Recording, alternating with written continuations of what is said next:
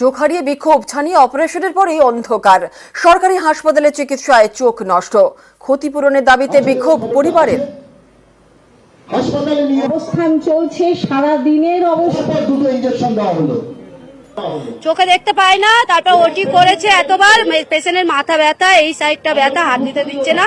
হ্যাঁ, তো এখন পেশেন্টের ওষুধ শেষ হয়ে গেছে, ড্রপ শেষ হয়ে গেছে, চিকিৎসার কথা বলিনি। এখন এইটা আমাদের ভাবনা, নিয়ে যাব কোথায়। তো আমরা চাইছি এখান থেকে যখন হয়েছে, এখান থেকে কোনো ব্যবস্থা নেওয়া হোক, আমাদের পেশেন্ট যতগুলো পেশেন্টকে প্রাইভেট দেখানো হোক, তার দায়িত্ব নেওয়া হোক। আমরা একটা কোনো একটা কিছু চাইছি।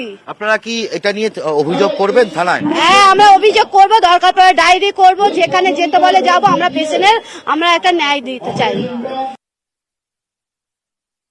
সরকার যারা এই ঘটনার জন্য দায়ী তাদেরকে চিহ্নিত করে তাদের সাজা দিক।